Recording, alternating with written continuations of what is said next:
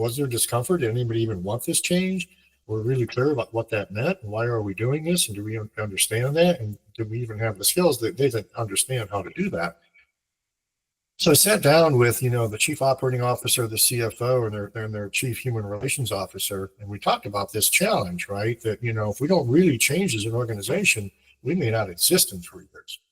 We've got to fundamentally rethink how we do business and find a way to turn the corner on this. So I started with basically going out onto the floor, and I identified 25 people I could talk to, and just take them through some basic questions. I wanted to get a baseline about how the organization thought, how the management union relationship really was working. And I'm not going to share all of these, just a couple of examples. Your business's success depends on relationships with customers, relationships with employees, and relationships with stakeholders. What do they all have in common? They're all human. Because no matter if your business is B2B or B2C, it's really H to H, human to human. Welcome to the Human Connection Podcast. I'm your host, Carl Ponto. Each week, I'll bring you stories, insights, and practical advice from experts that you can apply to your growing company and daily life. This week, I'm excited to connect you with Rob Crabtree. Rob is the CEO of MetaOps, Inc. and Meta Experts, providing interim expert operational and supply chain interim talent. He is an internationally recognized expert and author on cutting-edge business process improvement methodologies. He continues limited consulting with a focus on business innovation and transformation. He holds an undergraduate degree in management and organizational development with multiple past certifications through ACE-SCM. He is a Master Lean Six Sigma Black Belt and a certified supply chain transformation architect. He has co-authored/authored 5 books on process improvement and is published to a global audience. He was the author of the Lean Culture Department in ASCM APICS magazine for over 14 years running. He has served as an instructor for Villanova University and the University of San Francisco as the lead subject matter expert in Lean Six Sigma Green/Black Belt, Masters of Business Analytics, Supply Chain Management, and Lean Supply Chain. He has personally mentored thousands of people in hundreds of for-profit and not-for-profit companies and government operations around the world, generating hundreds of millions of dollars in bottom-line results. Congrats on your international recognition, and welcome to the Human Connection Podcast. Glad to be here, Carl. Thanks for inviting me. Yeah, so I know a lot of companies are dealing with like reorgs and transforming their business, like digitization, dealing with AI. And so many of them are making really big mistakes. So how do companies get those sort of organizational changes done right the first time? Well, that's a very loaded question. And it's a very important question because, I have my own podcast called Metapod, and I have really smart people come in from around the world to talk about the 3 common challenges organizations face, digital transformation, digitization of work, the forever labor shortage, and needing to do more with less. And the statistic I keep hearing, 90% or more of digital transformation initiatives fail, get the results they should. And if you think about, attempts to transform organizations and be successful in really creating sustainable change for the future that's sticky and keeps going, I've had this little formula that somebody shared with me many years ago, and I've used successfully with thousands of people and hundreds of different organizations over the years. I'm going to describe that at a very high level here, and then we can come back and talk more about, how does that work in true application. But whenever an organization is looking at any significant change, you can name that what you mean. It could be the entire company culture. It could be incredibly, deep dive into digital transformation implementation. It could be whatever, right? Any large scale change. And what you have to do is step back from that and evaluate the change. Typically, this should be done with a leadership team, and think about how successful could we be in creating sustainable change with this initiative. And the formula is discomfort times vision times the skills you have as an organization to be successful. So what you have to do, and I've got a little case study story I can share here in a few minutes, but you have to sit down and say, so what is it that good would look like? In other words, after we've made our change, what does good look like? And you have to come up with a statement of that. Call that your vision statement or whatever. And the first question I'd like to understand across the stakeholders is what's the level of discomfort in the organization with respect to the current state? In other words, is there any burning platform at all to undergo this change to this desired future state? And I ask leaders to think carefully and give that a percentage between 0% discomfort, meaning everybody loves it the way we do it today. Change is really scary. Nobody is interested in change. We like it the way it is, right? And then the other end of that, at 100% discomfort, everybody in the organization is an existential challenge in front of them, right? My job's at stake. I'm all over the boss is saying, what are we doing to get better as an organization? Everybody's clamoring for change. Everybody wants to change. They're very uncomfortable with current state. So you might give that 100%. So the first step is, with respect to this change, is there a burning platform, right? Do people actually want this? We give that a number. Let's give it 50%. Let's just say half of everybody's really got a burning platform. They say, great. Now, with respect to the vision, the articulation, how we've explained where we want to be, exactly what that looks like, does everybody in the organization that needs to do something different understand that vision? Can they articulate their part in that? Do they understand how we're going to do this, right? So the whole what are we going to be is the vision, but then the how is what are we going to do differently? What's different? And do they really understand that? So if they don't understand it, you got to give that a percentage, right? So here again, let's say half of the organization really gets it and the other half doesn't really understand, what that vision is. I give that 50%. Then you have to say, great, with respect to that future state, that sustainable change state we want to reach, what's the level of skills within the organization? Do we have the necessary skills to actually execute on that? So if it's digital transformation, it's a really low number because this is new, right? Lots and lots of people are going to have to learn and do things differently. If it's something we already know pretty well, you might give it a higher number. Let's just say, it's lean skills. You would hope there's a really high level of understanding of lean skills. You might give that a higher number. But again, you give it a percentage. Let's just say it's 50%. Well, here's how the math works, right? 50% times 50% is what? 25%. 25% times 50% is what? 12.5%.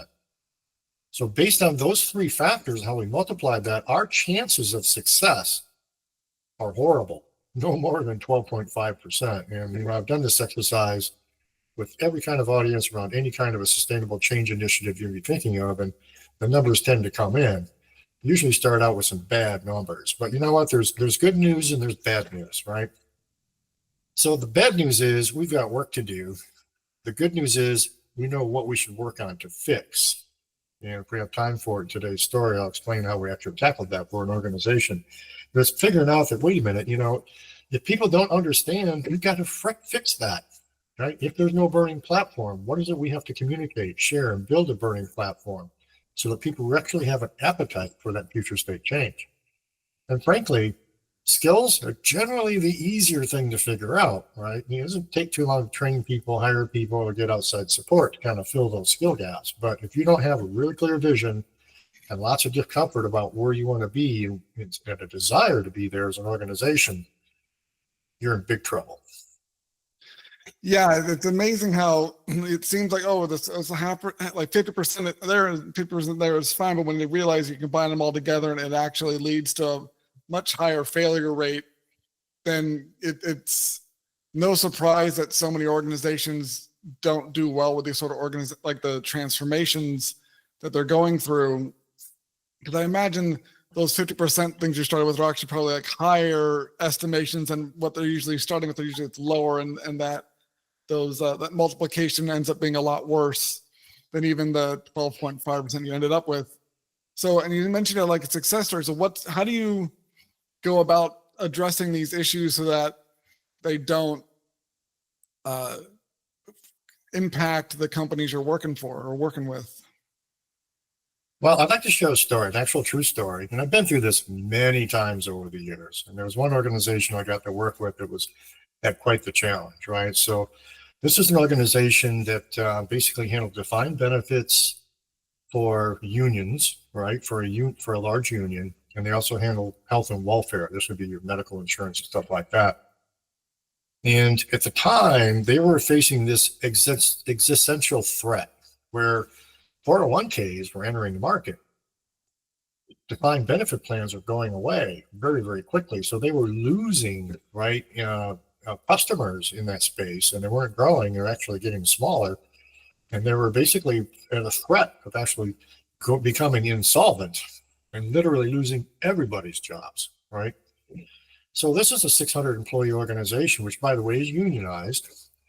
And they had this problem, right? There was always a lot of tension between management and the union around what to do and what to do differently. And remember, this is a transactional environment, right? We're processing retirement benefits, we're cutting checks, we're communicating, we're adjudicating claims, working with medical providers, processing, insurance claims and stuff like that. So very highly transactional environment. But they had a real history of management union conflict.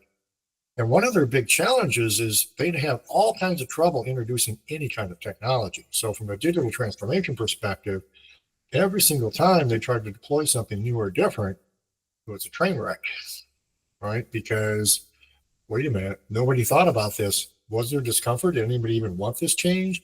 We're really clear about what that meant. And why are we doing this? And do we understand that? And do we even have the skills that they didn't understand how to do that?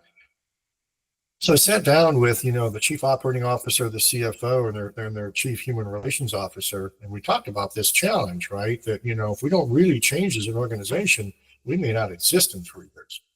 We've got to fundamentally rethink how we do business and find a way to turn the corner on this. So I started with basically going out onto the floor, and I identified 25 people I could talk to. And just take them through some basic questions. I want to get a baseline about how the organization thought, how the management union relationship really was working. And I'm not going to share all of these, just a couple of examples. But one of the question is, how would you rate the level of teamwork in this organization? But I let them break it down, right? Teamwork between the union members, teamwork between the management members, and then teamwork between the management and the union, right? Gave them a 1 to 10 scale. 1 is there's 0, 10 is it couldn't be better, it's perfect. We're the world leader. And what I found was pretty interesting that the numbers came in pretty even, right? So when we talked about the manager's opinions about the relationship between the management and union, the hourly folks saw that as a 4.7 out of 10, which is pretty bad. Leaders saw the same thing, 4.8 out of 10. So not only did, there wasn't a false understanding of this poor teamwork problem, they really kind of understood it together. And then inside management, the union had a low opinion, but management had a better opinion. And then inside the union, they both gave that a pretty good number or a better number, 5.6 and 5.2. So that kind of told me volumes that it wasn't horrible, but there was a lot of room for improvement. One of the other questions that's pretty interesting is, when you think about the biggest barriers to success, and this is just asking people what they thought, what do you think could be the biggest barriers to our success as an organization to survive this existential, right? I can't even say the word, right? Existential threat. What's the barrier? What could get in the way? What could keep us from making necessary changes? 18 of the 25 people that I talked to specifically said our culture would be the barrier. The next biggest bucket, 13 of them talked about customers would resist, right? The market, the customers would resist the changes we want to make. And then the remaining were all about, well, our managers won't let us, right? They're stuck in their ways. They're not going to allow us to change. So that was kind of okay, that's pretty interesting. And, I'm sharing this with both the union and the leaders. And I said, great. So if you're only going to fix one thing in this organization, you had a magic wand, you only got to do one thing to really make a big difference. What would that one thing be? 13 of the 25 people specifically said, we'd fix our culture. So that was like a huge, aha, right? That, wait a minute, we've met the enemy and the enemy is us. Yeah, I think there's a lot of that, the culture of a business that is often overlooked and ends up sabotaging and hindering so much of the operations and the success of the business, because either people have just been brought in because of they're a good skill fit but not a culture fit, or all sorts of different things where there's the people involved aren't good at communicating or handling with like the conflict resolution, all those things that end up undermining the business success. And if the business would invest more in building a stronger culture, then it would actually end up solving those issues for the business that they're seem to like care about so much, but they're not willing to prioritize fixing the culture side when it's actually directly connected to the bigger initiatives of the business. Exactly.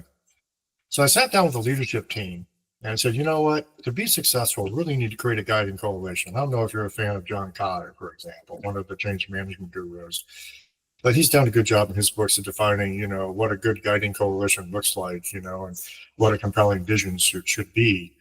And I said to the COO, the Chief Human Relations Officer, CFO, you know what, let's form a committee that's made up of the union stewards and management, an equal team. And they looked at me really funny. They said, the union won't agree to that. I said, let me go ask them. So I sat down with, there were 6 key union stewards gathered, and they have multiple unions, but 6 key stewards. And I explained to them, you know, you guys understand that we have an existential threat here, right? And oh yeah, they understood that. So the invitation is to form a guiding coalition made up of the union and management to define the future of this organization and what we're going to do together to combat these threats that could put us out of business. And they agreed. So we ran a workshop, and there were 6 leaders of management, 6 union stewards. The Chief Human Relations Officer was number 13, but a non-voting member, right? And then they could pick on him to throw a tiebreaker if we ever needed it, which we never did. And we worked down through to create a vision of where we wanted to be. And this is kind of the mission statement. Now, mind you, this is a highly unionized environment, long history, we don't agree on anything. But we came out with this. This is the union management statement. The unified team are committed to providing exceptional service for our participants. This would be all the union members that they serve, the local unions, right, that they have to sell to along with the employers, and maintain and remain a family-oriented organization. And every day, this is really important, every day, each of us must recognize the responsibility we have to provide benefits and strive to positively impact the quality of life of our participants and their families with dedication and integrity. What's not to like about that? What can we disagree with? So that was a great start. And they came up with 12 different behaviors. This is kind of that vision statement, 12 different things. I'm not going to read them all, but just a few of these. That this is together, union and management. Together, we commit to all employees sharing a common vision based on the overall plan for this organization. We're going to pay our benefits timely and accurately and do it right the first time, right? They had this appeals process that made all of their customers crazy, right? We need to answer all correspondence accurately, quickly, in an understandable manner because they got a lot of negative feedback from contact centers and feedback on their processes. Treat all callers as an opportunity, even an angry caller, to make a positive impression concerning our organization and a way to retain and grow our membership. You know, establishing an annual plan, improving the eligibility process, empowering our employees to make changes. This is critical. Empowering all employees to make changes that improve our services and take extra steps necessary to meet the appropriate needs of our customers. So there's more here, but this is like really powerful stuff of a joint statement coming out of both the union and management leadership.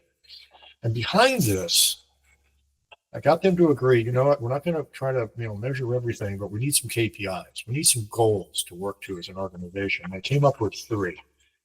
The first was to increase membership in the health and welfare roles. In other words, let's increase sales of health and wellness services by 10,000 new members within the next year.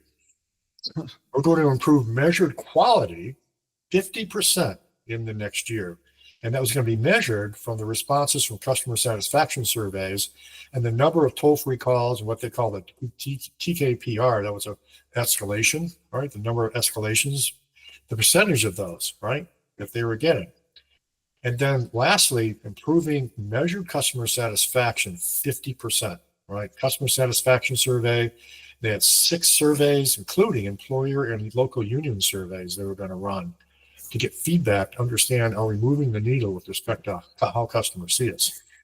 And that was the jumping off point to really launch, what are we going to do, right?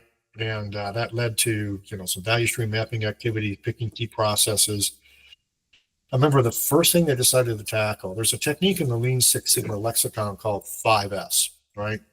Sort, straighten, so it's, sort, straighten, sweep, cleanse, or sanitize, and then sustain, right? It's a 5-step process. But they had, if you can imagine, there's 6 different floors in a big office building, all kinds of filing systems and storage areas and supplies, et cetera. And, some of those areas are kind of a mess, and people wasted a lot of time. I remember we did a little waste walk activity, and we walked downstairs, and the HR department agreed to be the first victim for a 5S walk, right? So we've got these 12 people, the key leaders. We're just learning how to do a walk and just really look at what's going on in the process. And there was this turnstile with all the forms and everything you would need for HR purposes, right? Dental forms, application forms, vacation rate, whatever. It's back in the day of forms. And we just stood there and we looked at this turnstile. And we quickly agreed a lot of people were going there, 600 people 3 or 4 times a year. We all agreed that each person would go there and spend at least 15 minutes trying to find what they're looking for. And it got really funny at this point because this lady named Darlene, she managed the front desk. She overheard this. She literally hopped out of her chair and walked over. She said, no. Half the time they have to come over and interrupt me, and I have to stop and go over and help them find it. And it's like, oh, so let me just do the math here. Right? Visits a year, 15, 20, 30 minutes being wasted each time. We just burned 1,000 people hours of our precious energy just dealing with HR forms. Can we be smarter than that, right? And that led to digital transformation, by the way. They digitized all of that ultimately and got that all be completely online on demand. Eventually, there was no turn stop. But that was kind of a trick to it. So I've got a couple of stories to tell, but I'm gonna let you ask questions before I jump next. No, I mean we're this is, I can tell you can go on for a lot longer about this, but I really want to kind of wrap this up, because maybe we'll do another episode with you to continue this, but there's so much more value. Like this, that last little anecdote was so amazing, and how just getting that input from that one employee just changed the entire transformation process, because they realized how inefficient the existing system was. So thank you so much for connecting with me today, Ron. If you enjoyed this episode of the Human Connection Podcast, please leave a review, and share it. If you'd like to connect with myself or Ron, check out the links in the show notes. And remember, no matter if your business is B2B or B2C, it's really H to H, human to human. Happy connecting.